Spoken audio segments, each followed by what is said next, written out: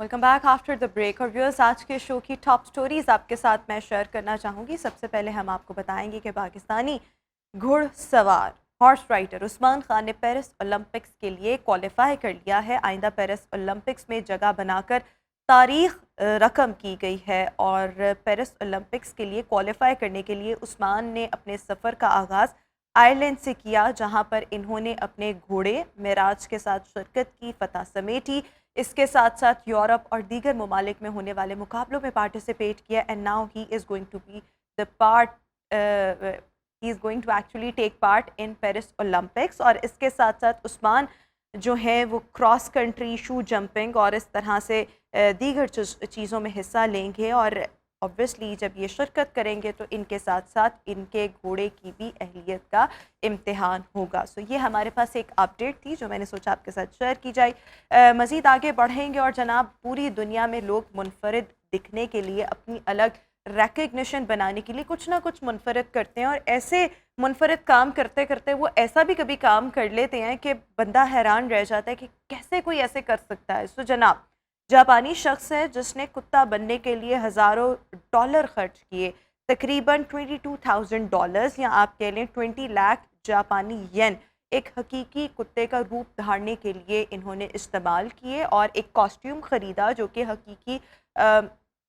कुत्ते का लगता है। और जनाब, इस तरह से ये मुख्तलिफ़ गलियों में घूमते हैं, लोगों को पता ही नहीं लगता कि ये रियलिटी में कोई डॉग है या किसी ने रूप धारा हुआ है। लेकिन ऑब्वियसली जो इनको लोग बहुत करीब से जानते हैं वो इन पर क्रिटिसाइज़ भी कर रहे हैं। लेकिन जब ऐसी वीडियोस देखते हैं तो मैं सोचती हूँ अल्लाह ताला ने किसी इंसान को इतना मुकम्मल अशरफुल मखलूक़ात बनाया है, लेकिन जो इंसान का मुनफरिद और डिफरेंट लगने का शौक़ है वो उससे कुछ भी करवा सकता है और फिर आपके पास पैसा होना चाहिए और आप कुछ भी कर सकते हैं। तो जनाब, ये भी एक वीडियो अभी आप देख सकते हैं। ये वो शख्स है जिसने इस वक्त डॉग का कॉस्ट्यूम एक्चुअली में पहना हुआ है और इनसाइड इसके वो खुद है।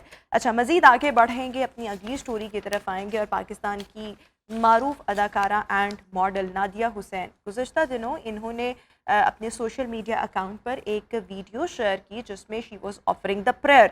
अच्छा, नमाज पढ़ते हुए ये वीडियो थी। जब ये सोशल मीडिया पे आई तो लोगों की जानिब पे इस पर क्रिटिसाइज़ बहुत ज़्यादा किया गया, बिकॉज़ लोगों का ये ख्याल है कि ऐसा काम करना और इस तरह से एक आप अल्लाह ताला के साथ स्पिरिचुअली कनेक्ट हो रहे हैं और आप इसकी तशहीर कर रहे हैं तो बेसिकली आप शो ऑफ कर रहे हैं, ऐसा नहीं होना चाहिए। फिर इन्होंने, इनके नाखून लंबे थे, उस पर क्यूटेक्स लगी हुई थी, तो लोगों ने कहा तो ऐसे तो वज़ू होता ही नहीं।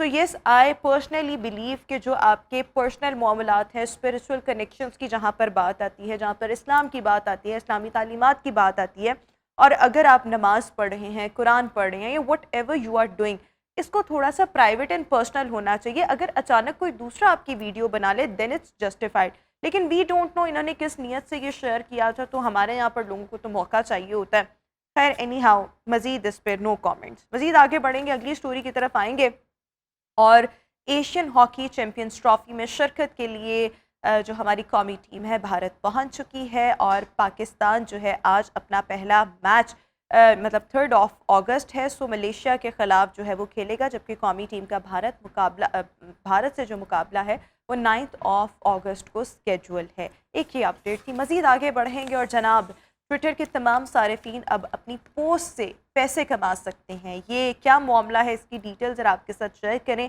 इलॉन मस्क के सोशल मीडिया प्लेटफॉर्म एक्स, अब हम जब एक्स कहते हैं तो शायद बहुत से लोगों को एकदम याद नहीं आता, ओ ये तो ट्विटर की बात हो रही है। So actually we are talking about Twitter. इस पर रैपिडली जो चेंजेस किए गए, इस पर सबसे अच्छा वैसे मुझे ये लगा है कि जो एक्स के एड रेवेन्यू शेयरिंग प्रोग्राम था वो तो आपको याद होगा जुलाई में इसको शेयर कर दिया गया था। अब ये बताया गया है कि आप पैसे कैसे कमा सकते हैं ट्विटर पोस्ट के ज़रिए। सो होगा क्या कि इसके लिए आपके पास सब्सक्रिप्शन होना लाजमी है, आपका अकाउंट वेरीफाइड होना चाहिए, उस पर ब्लू टिक होना चाहिए। अदर देन दिस आपके फॉलोअर्स 500 होने चाहिए और मोस्ट इम्पॉर्टेंट पास्ट 3 मंथ्स में आपके जो इम्प्रेशंस हैं वो तकरीबन 1.5 करोड़ के करीब होने चाहिए, तो फिर आप कमा सकते हैं अपनी पोस्ट के ज़रिए। और जब आपका अकाउंट पैसों के लिए अहल हो जाएगा, सो इसके हुसूल के लिए आपको एक स्ट्राइप अकाउंट बनाना होगा और कम अज़ कम $50 जब आपकी आमदनी हो जाएगी तो ट्विटर आपको इस पर पे करेगा। तो ये एक अच्छी चीज़ है। लेट्स सी इसका आगे चलकर क्या होता है और लोगों को पैसे मिलते हैं किस अंदाज में मिलते हैं, लेट्स सी कि आने वाला वक्त ही बताएगा। ये थी हमारी आज की टॉप स्टोरीज। अभी हम शो में एक ब्रेक शामिल करेंगे, वापस आएंगे ब्रेक के बाद और नई मर्दमशुमारी जिसकी बहुत ज़्यादा गूंज है इसको डिस्कस करेंगे। Stay with us and good morning, welcome back after the break. और व्यूअर्स, हम 2-3 रोज़ से सुन रहे हैं और वज़ीर आज़म शहबाज शरीफ साहब ने भी गुज़िश्ता रोज़ ये ऐलान किया कि इंतखाबात जो हैं वो नई मर्दमशुमारी के तहत होंगे। लेकिन इससे ऑब्वियसली बहुत सी कन्फ्यूजन जो है वो जनरेट हो चुकी है कि अगर इंतखाबात नई मर्दमशुमारी के तहत होंगे तो उससे फिर क्या इलेक्शंस डिले होंगे या नहीं होंगे, इलेक्शंस बर वक्त होना क्या ये पॉसिबल होगा या नहीं होगा। So there is so much confusion about it because जब हम मर्दमशुमारी की बात करेंगे तो उसके लिए इलेक्शन कमीशन को हल्का बंदियों के लिए वक्त दरकार होगा। लेकिन कुछ लोग ये भी कह रहे हैं कि जो 90 डेज़ का जो इंटरम सेटअप आ रहा है और असम्बली जो है वो एक दिन पहले अगर तहलील की जाती है या वक्त से पहले 8 अगस्त जो है वो डेट आई हुई है। सो अगर इस तरह से तहलील होती है तो इंटरम सेटअप जो होगा वो 90 डेज़ का होगा और उसमें ये तमाम प्रोसेस जो है वो हो सकता है। लेकिन अब ये मामला किस तरह से आगे बढ़ेंगे मर्दमशुमारी को लेकर, ख्वाजा आसिफ साहब खुद ये कह चुके हैं कि लाहौर में पॉपुलेशन की जो कैलकुलेशन है वो ठीक नहीं हुई। इसको जो है इसके जो फेवर में वोट देने की बात है मर्दमशुमारी की, वो वज़ीर आला सिंध भी अक्सर तौर पर मुस्तरद कर चुके हैं। जमात इस्लामी और MQM के भी अपने रिजर्वेशंस मौजूद हैं कराची को लेकर, हैदराबाद को लेकर। सो मामलात किस तरह से आगे बढ़ेंगे, क्या इलेक्शंस बर वक्त होंगे या नहीं होंगे, हमारे कॉरेस्पॉन्डेंट मोहसिन बिलाल हमें मज़ीद बताएंगे। मोहसिन, बताइएगा, आपको लगता है कि मर्दमशुमारी के तहत, नई मर्दमशुमारी के तहत ही इंतखाबात होंगे? क्योंकि कुछ मतलब पिछले हफ्ते तक भी यही था कि पुरानी मर्दमशुमारी के तहत ही इंतखाबात होंगे। अब ऑल ऑफ अ सडन 2-3 दिन में ये बयानात आना शुरू हो गए हैं। तो हुकूमत को नई मर्दमशुमारी से क्या ये फ़ायदा मिलेगा कि इलेक्शंस बर वक्त नहीं होंगे, थोड़ा डिले हो जाएंगे, क्या होगा? देखिए, इसमें दो चीज़ें समझने की। एक ये है कि हुकूमत है इत्तेहादियों की, PDM की हुकूमत है, और जो शहबाज शरीफ हैं वो PDM के बज़ाहिर वज़ीर आज़म हैं, लेकिन ज़्यादातर वो हदायत जैसे सबको आया है कि अपने भाई नवाज़ शरीफ से लेते रहते हैं। इसमें दो जमातें फ़ैसला कुन किरदार अदा कर रही हैं। शायद उनकी आप नूरा कुश्ती भी समझे बयानात की हद तक, एक पीपल्स पार्टी और दूसरी नून लीग। और अब ये सवालात भी उठना शुरू हो गए हैं कि शायद ये जो छोटी इत्तेहादी जमातें हैं इन्हें एतमाद में नहीं लेते। जहाँ तक इंतखाबात ताख़ीर से होने का ताल्लुक़ है तो मुस्लिम लीग नून और मौलाना फजल रहमान की जो जमात है वो इसके थोड़ा हक़ में नज़र आती है। लेकिन अब इनकी एक और इत्तेहादी जमात है जिसके दो अहम रहनुमा शहबाज कबीना का हिस्सा है, यानी ओन चौधरी और नुमान नंगड़ियाल। हाँ, मेरी मुराद इस्तेकाम पाकिस्तान पार्टी से है। अब उन्होंने भी इस हवाले से खुलकर अपने तहफ़्फ़ुज़ात का इजहार किया है, लेकिन बतौर पार्टी उनका मौक़िफ़ ये सामने आया है कि इंतखाबात नई मर्दमशुमारी के तहत हों या पुरानी मर्दमशुमारी के तहत हों, हमने हर सूरत में इलेक्शन में जाना है। लेकिन साथ वो ये भी बात करते हैं कि अगर तमाम सियासी जमातें और स्टेक होल्डर्स एक प्लेटफार्म पर इकट्ठे हो जाते हैं और वो ये फ़ैसला कर लेते हैं कि हमने नई मर्दमशुमारी के तहत जाना है, तो फिर इसमें ताख़ीर हो सकती है और ज़ाहिर है उसके बाद नई हल्का बंदियाँ होंगी।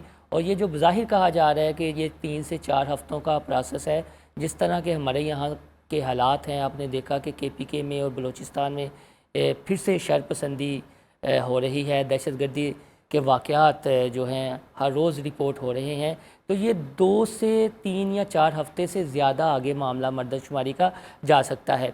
लेकिन जब मर्दमशुमारी की बात नहीं की थी वज़ीर आज़म शहबाज शरीफ ने, तो उससे पहले भी ये चहमगोइयाँ ज़रूर थीं सियासी हलकों में और जो मुक़्तदरा हैं उनमें कि इलेक्शन शायद ताख़ीर का शिकार हो सकते हैं और ये मार्च फरवरी तक डिले हो सकते हैं। अब मंजूर वसान साहब ने तो जो नया ख्वाब देखे उसके मुताबिक तो इलेक्शन शायद अगले 2 साल में जाकर हो, इंटरम सेटअप जो है वो 2 साल के लिए आए, क्या ऐसा भी हो सकता है? मंजूर वसान उन्हीं चंद एक सियासतदानों में है जिसमें आप शेख रशीद अहमद साहब का भी शुमार कर सकती हैं। अगर आप उनके माजी के बयानात देखें तो ये तुक्का बंदी होती है, तुक्का लग गया तो ठीक है, तो ना लगा तो ना। बल्ले। यानी जिस तरह फवाद चौधरी और शेख रशीद पिछले दिनों उनके तवातर के साथ 9 मई से पहले बयानात आ रहे थे कि ये 1 माह रहेगी, ये 2 माह रहेगी हुकूमत, ये 3 माह रहेगी। अब आप ये देखें कि हुकूमत अपना टर्न्योर पूरा करने जा रही है, जितने माह का इन्हें मैंडेट मिला था। जहाँ तक एक आइनी बहरान पैदा होने की बात है, तो देखें 14 मई को जो पंजाब में इंतखाबात नहीं हुए, उससे वो पंजाबी में कहते हैं ना कि जाका लथ जाना, वो एक जाका हमारे सियासतदानों का लथ गया पंजाबी में जो कहते हैं। अब तो कुछ भी तवक्को की जा सकती है। बहरहाल शहबाज शरीफ साहब का बतौर वज़ीर आज़म ये जो स्टेटमेंट है, उससे गुमागू और तजब्जुब का शिकार उनकी छोटी इत्तेहादी जमातें भी हुई हैं, जिस तरह IPP है।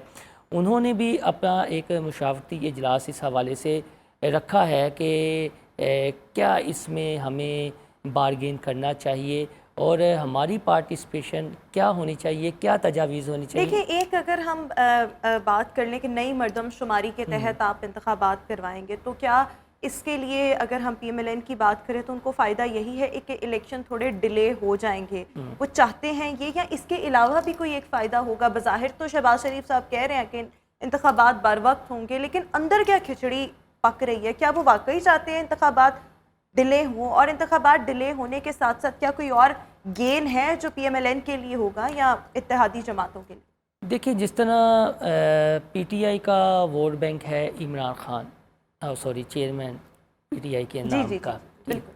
वो नाम उनके नाम का। इसी तरह अगर PMLN की रियलिटी की बात की जाए तो वोट बैंक है नवाज़ शरीफ का। अब नवाज़ शरीफ साहब के हवाले से मुकदमात भी हैं और वो अपनी निजी मुलाकातों में जो उनके करीबी ज़राए हैं उनमें इस चीज़ का बरमला इजहार भी कर चुके हैं कि अगर मुझे वतन वापसी के बाद जेल भी जाना पड़ा तो जो मैं जेल जाऊंगा, वो तब तक आएंगे ही नहीं जब तक ये चीफ जस्टिस अब साहब ये नहीं जाएंगे। अब आपने खुद ही बात कर दी कि 16 सितंबर तक मौजूदा चीफ जस्टिस की मुद्दत है। यानी आप ये कह लें कि जब तक तो ये हैं अगले माह तक नून लीग के कायद नहीं आते, काजी फाइज ईसा साहब आएंगे तो आएंगे। और अगर नून लीग के कायद आते हैं तो जाहिर है उन्हें अपनी कैंपेन चलाने के लिए, अपने केसेस के लिए 2-3 माह का वक्त दो दरकार होगा। तो फिर अक्टूबर नवंबर वाली बात के इलेक्शन हो जाएंगे, वो हज़म नहीं हो पाती और इलेक्शन डिले करने के नित नए तरीके जो हैं वो ढूंढे जा। आपको लग रहा है कि ये इंतखाबात आगे करने के पीछे जो मंतक है, जो गेन है, वो ये PMLN को होगा कि एक अपनी कैंपेन रन करने के लिए नवाज शरीफ साहब के आने के बाद और फिर अपने केसेस को सॉर्ट आउट करने के लिए उनको टाइम रिक्वायर है और इसके लिए वो चाहते हैं कि इंतखाबात जो हैं वो थोड़े से आगे चले जाएं। अच्छा, हमारे पास चंद ही मिनट बाकी रह गए। मैं आपसे ये भी जानना चाहूँगी कि जब पीपल्स पार्टी ने कहा कि हम इसके हक़ में वोट नहीं देंगे नई मरदमशुमारी के लिए, ख्वाजा आसिफ साहब जो कि ऑब्वियसली हुकूमती इत्तेहाद का भी हिस्सा हैं, PMLN के सीनियर रहनुमा हैं, वो ये बात कह रहे हैं कि मतलब जो लाहौर की कैलकुलेशन है पॉपुलेशन को लेकर वो ठीक नहीं हुई।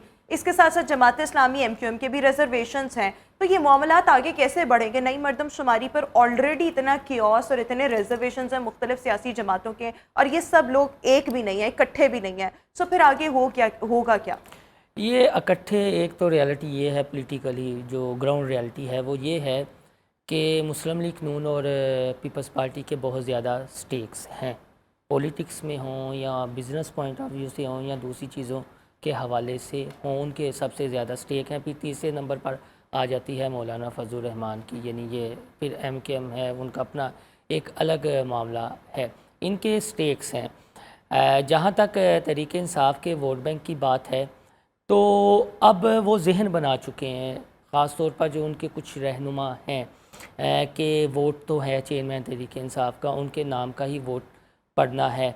इलेक्शन अब जल्दी हों या ताख़ीर से हों, अब उनका कोई कंसर्न नहीं है। उनका कंसर्न ये है, वो देख रहे हैं कि आया उनके कायद की गिरफ़्तारी हो पाती है या नहीं, और जब उनकी गिरफ़्तारी होती है, अभी तो ये बात भी चल रही है कि आज शायद बड़ा अहम दिन समझा जा रहा है तोशाखाना केस के हवाले से, तो अगर वो गिरफ़्तार हो जाते हैं तो फिर तो सोलो फ़्लाइट PMLN पंजाब में कर सकेगी और MKM कराची में कर सकेगी।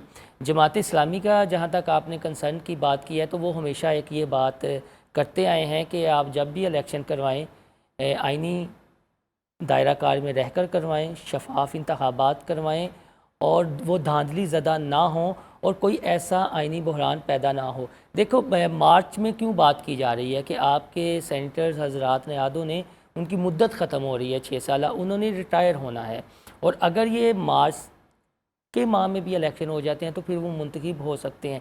लेकिन कुछ माहिरीन की राय ये है कि जब वो आइनी तौर पर एक झाका खुल चुका है तो फिर कुछ भी तवक्को और की जा एक आखिरी सवाल क्विकली इस पे आपका कमेंट चाहूँगी। आपको लगता है कि 8 अगस्त से पहले कोई हलचल होगी और चेयरमैन पीटीआई की गिरफ्तारी हो सकती है, जिस तरह से तोशा खाना केस मतलब सुप्रीम कोर्ट से भी कल रिजेक्शन मिली और चेयरमैन पीटीआई को वहाँ से रिलीफ नहीं मिला, और फिर 8 अगस्त असेंबली ने तहलील हो जाना है, तो उससे पहले आपको लगता है कि ये तमाम मामलात फिर 5 अगस्त को जो जज साहब हैं हुमायूं दिलावर जो इस वक्त देख भी रहे हैं मामलात, उन्होंने भी छुट्टी पर चले जाना है, तो ये 1-2 दिन की गेम आपको लगता है कि बिफोर 8 अगस्त चेयरमैन पीटीआई गिरफ्तार हो सकते हैं? कोशिश ये की जाएगी हुकूमती इत्तेहाद की जानिब से?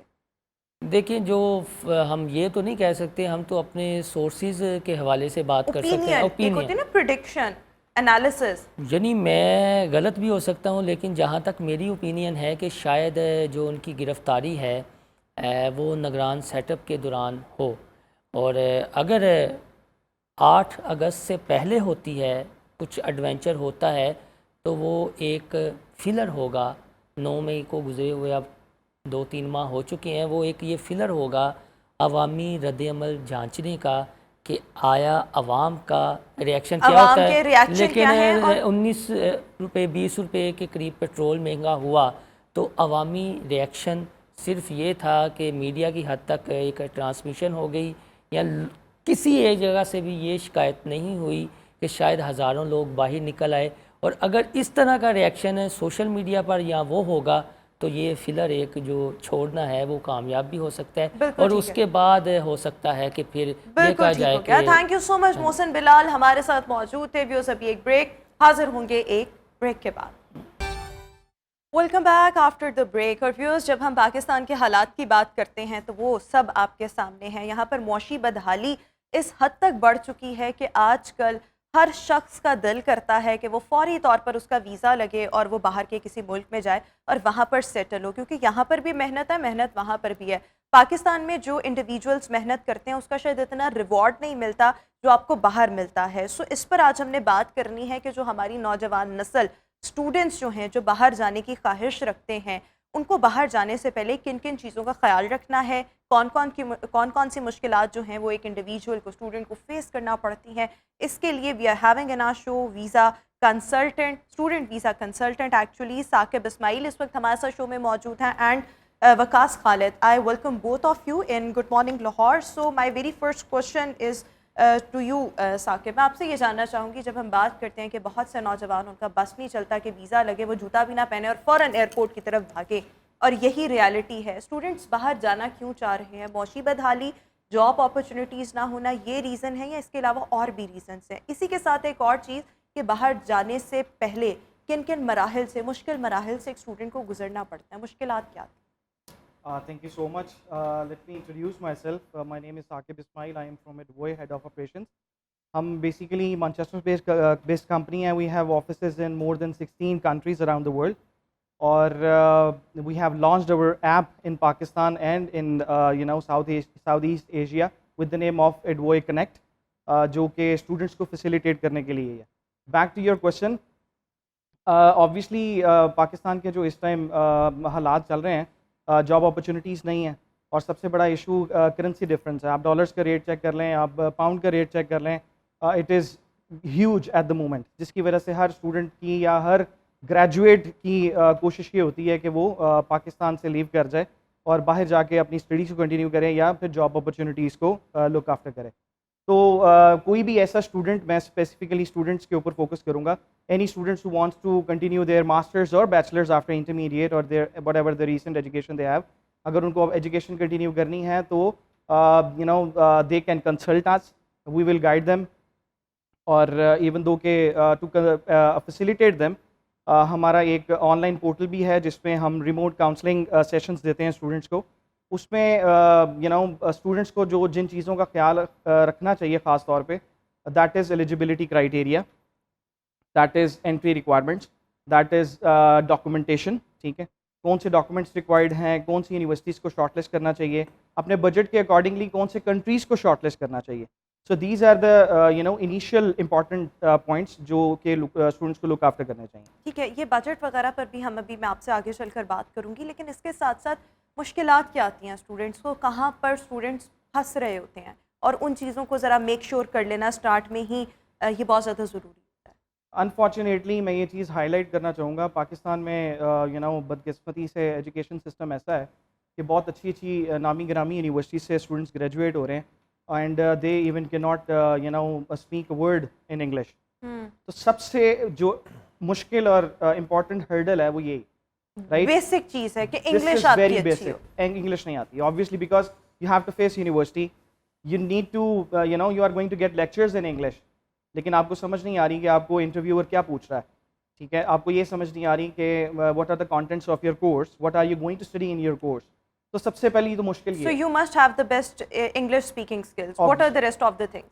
Rest of the things is documents, जो कि डॉक्यूमेंटेशन में क्या चीज़ें रिक्वायर्ड हैं. स्टूडेंट्स बहुत सारे हमारी एक्सपीरियंस से ऐसे गुजरे हैं जिन्होंने माशाल्लाह 5 साल हो गए अपनी डिग्री कलेक्ट नहीं की यूनिवर्सिटी से, right. So these are some of the documents, reference letters, CVs, their portfolios, these kind of things. और फिर जिन बच्चों ने कोई इंटरमीडिएट या इसके अलावा ग्रेजुएशन किया होता है एनुअल सिस्टम से, उन्होंने कुछ कन्वर्ट भी अपना करवाना होता है सारा, वो भी कुछ चीज़ें होती हैं. मेरे ख्याल में ये चीज़ें मैं चाहूँगी कि आप ये स्टेप बाय स्टेप क्विकली लोगों को बताएं, ताकि वो आपने बाहर जाना है या नहीं, आपके डॉक्यूमेंट्स बहरहाल पूरे होने चाहिए. सबसे इंपॉर्टेंट चीज़ तो ये है कि अगर आपने बाहर जाने का इरादा किया तो सबसे पहले आपके पास पासपोर्ट होना चाहिए, राइट. उसके बाद आपके डॉक्यूमेंट्स में आपकी ट्रांसक्रिप्ट्स एंड डिग्री सर्टिफिकेट, उसके बाद आपकी जो भी रीसेंट ऑर्गेनाइजेशन है, एजुकेशन इंस्टीट्यूट है, वहाँ से आपको 2 रेफरेंस लेटर्स रिक्वायर्ड होते हैं, इंग्लिश प्रोफिशिएंसी लेटर रिक्वायर्ड होता है, आपकी अपडेटेड CV होती है, एंड अगर कोई आपकी रीसेंट एजुकेशन के बाद आपका कोई गैप है स्टडी में, even though if you are working in the field, आपको एक एक्सपीरियंस लेटर रिक्वायर्ड होता है. So these are the initial documents जो आपको किसी भी यूनिवर्सिटी में एडमिशन अप्लाई करने के लिए जो बहुत ज़रूरी होते हैं. अच्छा, जब हम अभी कंप्लायंस की बात कर रहे थे और नेसेसरी चीज़ों की, तो तमाम चीज़ें उसी में ही फॉल कर जाती हैं. इसके अलावा कोई एक और इम्पॉर्टेंट चीज़ जो आप एक्सप्लेन करना चाहें? इसके अलावा जो है वो फाइनेंशियल डॉक्यूमेंट्स आ जाते हैं जब स्टूडेंट इनरोल हो जाता है यूनिवर्सिटी में, और यूनिवर्सिटी से कंफर्मेशन लेटर स्टूडेंट को मिल जाता है. उसके बाद आ जाते हैं एम्बेसी के मामला. तो एम्बेसी के मामला में सबसे इंपॉर्टेंट चीज़ ये है कि how you are going to support yourself while studying and living in any country, sorry, it could be UK, USA, in Canada. तो उसमें फाइनेंशियल डॉक्यूमेंट्स की रिक्वायरमेंट है, ठीक है, और वो हम उसमें भी आपको गाइड करते हैं कि आपको किन किन चीज़ों को कैसे मैनेज करना है, ठीक है. एक अच्छी और इम्पॉर्टेंट चीज़ आपको मैं हाईलाइट कर दूँ कि as we are in based in Manchester, तो एनी स्टूडेंट जो यहाँ से एजुकेशन के लिए बाहर जाता है, we support them till one day, till the last day, और इवन देयर स्टडीज़. हमारे साथ बहुत सारे हमारे प्रीवियस स्टूडेंट्स कॉन्टैक्ट में हैं जो कि ग्रेजुएट हो चुके हैं अल्हम्दुलिल्लाह, और they are in contact with us, they are in contact with our Manchester office. उनको जहाँ पे भी कोई मुश्किल पेश आती है, वी सपोर्ट देम. यानी कि आप फिर थ्रू आउट उनके जो जर्नी है, जब तक उनका वहाँ स्टे है, जब तक वो मतलब स्टेबल नहीं हो जाते, सेट नहीं हो जाते, आप उनको गाइड करते रहते हैं और and you stay connected actually. अच्छा, मैं आपसे ये जानना चाहूँगी वकास के इंटरव्यू प्रिपरेशंस के लिए क्या क्या चीज़ें ज़रूरी होती हैं, स्टूडेंट्स को किन बातों का ख्याल रखना चाहिए, इसमें आपका क्या रोल होता है, फिर इंटरव्यू सेशंस कहाँ कहाँ पर होते हैं? Okay, so first of all, thank you very much. My name is Vikas Khalid and I'm working as a student recruitment manager here at Advoy. जैसे कि साकिब भाई ने पहले बताया कि Advoy basically is a Manchester based company and we have a perfect platform for the students to get access of many international universities around the globe in UK, US, Canada, Australia. अब हमारे पास इतनी countries हैं तो हर country का जो है ना वो डिफरेंट क्राइटेरिया है about the interview thing and about the documentation and about the whole procedure, right. So we have a certified compliance team in our offices जो बेसिकली स्टूडेंट्स को from the very first stage से लेकर till there visa जो है ना, जितने भी interview hurdles आती हैं, जितनी भी डॉक्यूमेंटेशन में प्रॉब्लम्स आती है, वो उनको गाइड करते हैं. फॉर एग्जांपल अगर हम यूनिवर्सिटी इंटरव्यूज़ की बात कर लें तो यूनिवर्सिटी जो है ना वो हर स्टूडेंट से इंटरव्यू कंडक्ट करती है, ठीक है. It depends on the student. कुछ यूनिवर्सिटीज़ हैं जो इंटरव्यू कंडक्ट नहीं करती, कुछ यस डेफिनेटली वो इंटरव्यू कंडक्ट करती हैं जिसमें वो बेसिकली स्टूडेंट की क्रेडिबिलिटी चेक करते हैं कि जो स्टूडेंट हमारे पास पढ़ने के लिए आ रहा है ख्वाह वो इतना क्रेडिबल है कि नहीं, वो इस सीट का हकदार है या नहीं है. So basically that's a credibility interviews, right. So वो स्टूडेंट से जो है ना वो इंटरव्यूज लेते हैं और हम स्टूडेंट को बेसिकली उसकी पूरी तैयारी करवाते हैं, ठीक है. इसमें अगर आपको मेन कुछ चीज़ें बताऊँ तो वो स्टूडेंट का बेसिकली मोटिव जानना चाहते हैं, why student is coming to UK, why he is not studying in Pakistan, why he choose this specific university, why this course is not available in Pakistan, if it's available so why that student is not studying in Pakistan, so basically that kind of stuff. वो student की credibility जानना चाहते हैं। Do you prepare the students yes definitely, वो हम student को start से लेकर एंड तक हर चीज़ की प्रिपरेशन करवाते हैं। हम स्टूडेंट को इस चीज़ की तैयारी करवाते हैं कि आपने उनको किस तरह से बताना है कि why you are not studying in Pakistan and why you are going to UK. Definitely इसके पीछे एक पॉजिटिव मोटिव होता है कि स्टूडेंट अपनी हायर एजुकेशन एक अब्रॉड से करना चाह रहा है, तो डेफिनेटली वो अपना फ्यूचर को सिक्योर करना चाह रहा है। तो यूनिवर्सिटी का ये चेक करने का तरीका होता है वाया इंटरव्यूज के स्टूडेंट क्रेडिबल है कि नहीं है, राइट। सो उसके लिए हमारे पास अच्छा, पूरी एक आपका हो certified गया team है। ऑनलाइन यूनिवर्सिटी के साथ इंटरव्यू, वो yes, मैंडेटरी है, होगा ही yes. होगा। इसके अलावा एम्बेसी भी करती है कोई यस, इंटरव्यू? यूके एम्बेसीज ने अब जो है ना वो इंटरव्यू स्टार्ट कर दिए हैं, करना स्टार्ट कर दिए हुए हैं, तो डेफिनेटली उसकी भी हम फुल अच्छा, वैसे प्रिपरेशन कोई ये करवाते हैं। फॉर्मेलिटी होती है या बस no that's not a formality, actually that's very important thing, क्योंकि इसमें क्रेडिबिलिटी स्टूडेंट की जो है ना उन्होंने नहीं जानी नहीं, होती मतलब है। उनको तो ये है ना कि हमारे मुल्क में डॉलर्स भी आ रहे हैं, मतलब लाइक पैसा भी आ रहा है, स्टूडेंट्स भी आ रहे हैं, बच्चे पढ़ने भी आ रहे हैं। वैसे ही अब यूके ने इतने वीज़ाज जो हैं वो कैटेगरी एक्सपैंड कर दी है, या किसी और मुल्क की भी अगर आप बात कर लें तो उनको पता है आना ही है स्टूडेंट ने, लेकिन वो वीज़ा इंटरव्यू जो है वो एक फॉर्मेलिटी होगी, वो ऐसा असल होता है में, या ये जी मैं आपको एक्सप्लेन कर सख्त देता ही हूँ। होता है? असल में ये है कि पाकिस्तान से फ्लो इतना ज़्यादा हो गया बाहर जाने का कि यूनिवर्सिटीज़ के पास भी सीट्स जो है ना वो लिमिटाइज हो गई हैं। ठीक अच्छा, है? so ये पाकिस्तान- rejection बन सकती No, है that's यहाँ? not kind of a rejection। अगर क्रेडिबिलिटी में उस इशू बने तो डेफिनेटली इसमें अच्छा, rejection मैं हम लेके आ रिजेक्शन पर सकते भी हैं। बात करना चाहूँगी, लेकिन इसके साथ साथ मुझे मेरे पीसीआर से एक सवाल आया। हमारे कॉलीग हैं, वो पूछ रहे हैं कि अगर आपका इटली की एक यूनिवर्सिटी में एडमिशन हो गया, आपको वहाँ से लेटर आ गया, so what would be the next process, how to proceed? अब जैसे मैंने पहले अर्ज किया कि कोई भी कंट्री है और कोई भी यूनिवर्सिटी है, once the student got a confirmation letter from the university, अब नेक्स्ट प्रोसेस है एम्बेसी का, ठीक राइट। है, अब Italy, I guess you highlighted, ये राइट। जी जी जी। So again unfortunately in Pakistan, European countries की जो एम्बेसीज हैं, पाकिस्तान के बच्चों को, स्टूडेंट्स को अपॉइंटमेंट्स लेने में बहुत दुश्वारी का सामना है, बहुत ज़्यादा, राइट। फॉर एग्जांपल इटली की ही अगर स्पेसिफिकली हम बात करें तो students have to wait actually 6 months to get an अच्छा। Appointment for embassy. अब वो 6 months बच्चा वेट करता है, तब तक उसका जो इनटेक की या कोर्स स्टार्ट डेट है वो गुजर चुकी होती है। Oh, so this is the problem. So next process is basically to get an तो अपॉइंटमेंट। फिर ये होता है कि दोबारा से वो अपॉइंटमेंट लेनी पड़ेगी और वो सारा प्रोसेस दोबारा से इसका होगा? ईजीएस्ट वे या ऑल्टरनेट वे आप ये कह सकते हैं कि get an appointment whatever you are getting and request your university to defer your intake in the following intake in the बिल्कुल कमिंग ठीक है, आप पहले अपॉइंटमेंट लें और उसके बाद ये तमाम मामलात अपनी यूनिवर्सिटी से रिक्वेस्ट कर लें कि हमें प्रायोरिटी पर हमारे केस को देखा जाए। Exactly. बिल्कुल ठीक हो गया। अच्छा वकास, मुझे ये बताइएगा आपके वीज़ा रिजेक्ट क्यों होता है स्टूडेंट्स का? अच्छा, सबसे पहले तो वीज़ा रिजेक्शन की जो स्टूडेंट के लिए सबसे मेन जो वजह होती है वही होती है कि स्टूडेंट के जो डॉक्यूमेंटेशन होते हैं ना उसमें फॉल्ट होता है, राइट।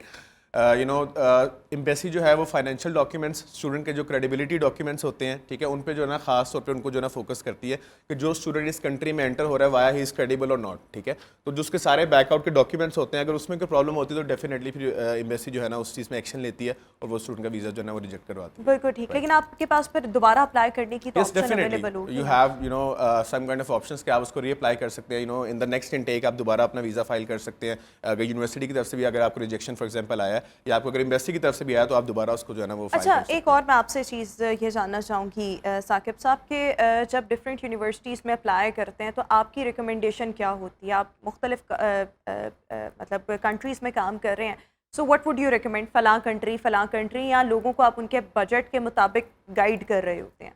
सबसे जो पहली चीज़ है उसमें ये चीज़ है कि स्टूडेंट से पहले पूछना चाहिए, और हम पूछते हैं कि स्टूडेंट की डिज़ायर क्या है, राइट। पाकिस्तान में बच्चों की डिज़ायर बहुत ज़्यादा ऐसी हैं कि you know student wants to go Australia और यूएसए और कनाडा, जो कि बहुत एक you know high peak countries हैं, लेकिन स्टूडेंट्स उसके लिए किसी भी एतबार से एलिजिबल नहीं होते, राइट। तो हमें पहले स्टूडेंट की सुननी चाहिए और सुननी पड़ती है, और सुनते हैं हम कि what student wants to study, ठीक है। अल्हम्दुलिल्लाह हमारा ट्रैक रिकॉर्ड अल्लाह का शुक्र है इतना अच्छा है कि हम लोग स्टूडेंट्स को मिसगाइड नहीं करते, हम स्टूडेंट्स की सुनते हैं। अगर स्टूडेंट मेडिकल का है तो हमारी प्रेफरेंस ये होती है कि स्टूडेंट अपनी फील्ड की ही एजुकेशन को कंटिन्यू करे, रादर देन कि वो मेडिकल छोड़ के बिजनेस में आ जाए, ठीक है। राइट। तो सबसे पहले उसके बाद आ जाता है budget. If for example if Canada is going to cost you 50 lakh Pakistani rupees और स्टूडेंट का बजट है 30 लाख, फिर हम स्टूडेंट को गाइड करते हैं उसके accordingly, like these are the fee structures that will cost you this amount. अगर आपके लिए ये फिजिबल है then you are good to go if you are eligible, If you are not eligible and if you cannot afford that specific country, then you can switch to So another आपकी country. जानिब से options दिए जाते Exactly. हैं according to the budget. और एक और ये चीज़, फिर उसके बाद मैंने ब्रेक पर जाना है, क्विकली इसको भी एक्सप्लेन कीजिएगा कि स्टूडेंट्स मोस्टली क्यों अप्लाई करते हैं, बिकॉज वो अपने करियर्स भी वहाँ पर बनाना चाहते हैं, वो अल्टीमेटली वहाँ पर सेटल होना चाहते हैं। यूके में एक वक्त था, राइट नाउ मुझे सिचुएशन नहीं पता, कि स्टूडेंट्स जाते थे पढ़कर उनको 2 साल काम के बाद वापस आना पड़ता था। मैंने ऑस्ट्रेलिया भी ऐसे बहुत से बच्चे देखे हैं, सेट नहीं हो पाए। सो इस चीज़ को मेक श्योर करना कि उनको पीआर मिले, वो वहाँ पर सिटीजनशिप के लिए अल्टीमेटली अप्लाई करें और ये जो जर्नी है वो उनका स्मूथ रहे। सबसे इजी कंट्रीज़ कौन सी हैं जो स्टूडेंट वीज़ा के बाद आपको वर्क परमिट भी देंगी, पीआर का भी प्रोसेस होगा, सिटीजनशिप भी मिलेगी?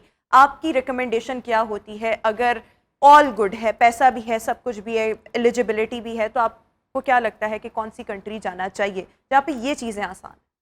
देखें, पीआर एक बिल्कुल ही डिफरेंट चैप्टर है, राइट। और दूसरी रही बात, ऐसे स्टूडेंट जो कि कैरियर ओरिएंटेड होते हैं, उनको हम लोग अकॉर्डिंगली ही गाइड करते हैं, ठीक है। अब जैसे Australia and Canada, they are offering PR after students graduation, but they have points based system. अगर स्टूडेंट एजुकेशन के बाद अपना वर्क परमिट कहते हैं उसको, जो आप 2 years बता रही हैं, तो Canada is giving more than 3 years now, Australia is giving above 3 years as well. If student is getting a professional job और उसके points पूरे होते हैं, then that student is eligible to get the PR. ठीक है, right? और हर country की PR, it is not easy to get a PR actually, right? अब सबसे पहले तो अगर कोई student career oriented है और वो PR को ही focus कर रहा है, तो सबसे पहले उसको ये देखना चाहिए कि वो किस field को continue करे। For example, if any student is going for Australia, उसको ये पता होना चाहिए, उसको ये वर्कआउट करना चाहिए कि मैं ऑस्ट्रेलिया में इस टाइम डिमांड किसकी है, किस चीज़ की है, मेरा बैकग्राउंड क्या है, क्या they are looking for skill people for IT और मेडिकल और स्पोर्ट्स मैनेजमेंट, एग्रीकल्चर, सो जितना अच्छा आप करियर वहाँ पर बना लेंगे और अगर आपको रेलिवेंट जॉब मिल जाएगी, आप उसमें सेटल हो जाएंगे, तो आपका पीआर का प्रोसेस आसान हो सकता है। That is the first step. बिल्कुल ठीक हो गया। अभी हम शो में एक ब्रेक शामिल करेंगे, ब्रेक के बाद वापस आएंगे। I have a lot to ask from both of you, so बात करेंगे, डिस्कशन को कंटिन्यू करेंगे एक ब्रेक के बाद। Stay with us. Welcome back after the break. और व्यूअर्स, हम बात कर रहे हैं कि अगर स्टूडेंट्स बाहर जाना चाहते हैं, तो जाने से पहले किन चीज़ों का ख्याल रखना बहुत ज़्यादा ज़रूरी है। हमारे साथ डिस्कशन के लिए साकिब इस्माइल और वकास खालिद मौजूद है। साकिब साहब, मैं एक और चीज़ आपसे ये जानना चाहूँगी, बहुत से स्टूडेंट्स पाकिस्तानी बाहर जाना चाहते हैं, once they get the visa और उसके बाद उनका यूनिवर्सिटी में एडमिशन भी हो गया और वो उस रेलिवेंट कंट्री में पहुंच गए, वहाँ पर जाके थोड़ा सा पढ़ते हैं और उसके बाद यूनिवर्सिटी को छोड़ देते हैं और ऊबर टैक्सी या और जॉब्स करके पैसे बनाने लग जाते हैं। तो ऐसे स्टूडेंट्स को आप क्या कहना चाहेंगे? उनके लिए आगे चल के मामलात कहाँ कहाँ पर डिफ़िकल्ट होते हैं एंड ऑब्वियसली उनका फ्यूचर फिर कैसा होता है? बहुत अच्छा क्वेश्चन है आपका ये। मैं इसमें एक चीज़ हाईलाइट करना चाहूँगा, ऐसे स्टूडेंट्स जो कि अपनी स्टडीज़ को फोकस करते हुए उसको कंप्लीट करते हैं, उनका फ्यूचर ब्राइट है, whether they are staying in that country और नॉट। ठीक है। ऑन दी ऑपोजिट साइड, वो स्टूडेंट्स जो कि स्टडीज़ को स्किप कर देते हैं और स्किप करते हुए they are doing odd jobs like taxi, Uber, security jobs और any kind of odd job, उन जॉब्स से they don't have any career, right. वो यूनिवर्सिटी ड्रॉप कर रहे हैं, वो ओवरस्टेड हो रहे हैं, आगे जाके वो इलीगल में कन्वर्ट हो जाते हैं, राइट। तो दीज आर द प्रॉब्लम्स जो उनको फेस करनी पड़ती है। ठीक है। राइट। और जो बच्चे अपनी एजुकेशन को कंटिन्यू कर रहे हैं, जैसे आपने पिछले सेकंड में एक क्वेश्चन पूछा था कि पीआर के अकॉर्डिंगली, तो वो स्टूडेंट्स जो अपनी ग्रेजुएशन और अपनी डिग्रीज को कंप्लीट करते हैं, they got the easiest pathway to move towards उनके लिए पीआर और ये तमाम प्रोसेस जो है वो आसान हो जाए। दूसरों के लिए शायद मिल तो जाए, लेकिन वो प्रोसेस थोड़ा लंबा हो जाएगा। जी, बिल्कुल exactly. ठीक। और जो अपनी डिग्रीज कंप्लीट करते हैं, बड़ी इंपॉर्टेंट चीज़ है कि उनका फ्यूचर आगे सिक्योर होता है, ब्राइट होता है। अच्छा वकास, मैं आपसे ये चीज़ जानना चाहूँगी, जब स्टूडेंट्स अप्लाई करते हैं किसी भी बाहर की यूनिवर्सिटी में, तो बहुत से स्टूडेंट्स के साथ हाथ भी हो जाता है, पैसे ज़ाया हो गए, स्कैम हो गया, तो इन स्कैम्स को अवॉइड करने के लिए what a students needs to do? Okay, so सबसे पहली चीज़ तो ये है कि स्टूडेंट्स को ये चीज़ अवॉइड करनी चाहिए कि वो जो भी अपनी यूनिवर्सिटी की फ़ी, वेदर इट्स इनिशियल डिपॉजिट या अपनी फर्स्ट टर्म की या फर्स्ट सेमेस्टर की या फर्स्ट ईयर की फ़ी पे कर रहे हैं, वो किसी एजेंट को पे ना करें, right, because agent is not responsible for that particular fee, क्योंकि वो स्टूडेंट ने यूनिवर्सिटी में जाके पढ़ना है। कंसल्टेंट को उसकी कंसल्टेशन की फीस दें, लेकिन बाकी के जब तमाम मामलात यूनिवर्सिटी की फी उसको जो है ना वो ना बिल्कुल ठीक। We are short of time, last minute में आपसे क्विकली जानना चाहूँगी, if a student comes to you, तो आप उसको कैसे लेकर चलते हैं?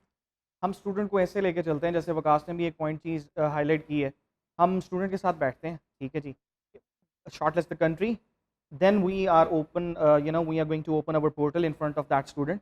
आप बताएं, वी शॉर्टलिस्ट सम यूनिवर्सिटीज़, उसके सामने रखते हैं, उनके मॉड्यूल्स, उनके फी स्ट्रक्चर, उनकी location, about this university, about the city, then these points actually help student to shortlist the particular university. बिल्कुल ठीक है जी। ठीक हो गया। So these are the Any closing remarks from your side quickly? Just one thing, जैसा कि पहले साकिब भाई ने अर्ज किया कि एडवोए की अपनी एक एप्लीकेशन भी है, जिसमें बेसिकली स्टूडेंट घर बैठ के डिफरेंट कंट्रीज को, डिफरेंट कोर्सेज को, डिफरेंट यूनिवर्सिटीज़ को आपस में कंपेयर कर सकता ठीक है, है। और वो घर बैठ के जो है ना, वो ऑलरेडी हमारे पास आने से पहले हमारी एप्लीकेशन के थ्रू उसको आइडिया हो जाएगा कि what is the eligibility criteria, what English requirement he needs और शी नीड्स, सो डेफिनेटली उसको पहले से चीज़ों का आइडिया हो जाता है। और हमारी रिमोट काउंसलिंग भी ऑब्वियसली होती है साथ साथ, कि अगर स्टूडेंट हमसे दूर बैठा हुआ है, किसी और सिटी में बैठा हुआ है, तो उसको हम लाइव अपने काउंसलर के साथ अटैच करवाते हैं, तो काउंसलर जो है ना, वाया रिमोट काउंसलिंग जो है ना, उसकी मुकम्मल काउंसलिंग करता है, उसको घर बैठे सारी इन्फॉर्मेशन प्रोवाइड बिल्कुल करता है। ठीक हो गया। और एक केस को एक start छोटा कर सकते हैं। सवाल इसको क्विकली आंसर कर दीजिएगा, like if I get any scholarship या मेरे पास कोई लिंक्स आते हैं कि आप यहाँ फलां ऑप्शन के लिए अप्लाई कर सकते हैं, ऐसे स्टूडेंट्स जिनके पास स्कॉलरशिप्स आती हैं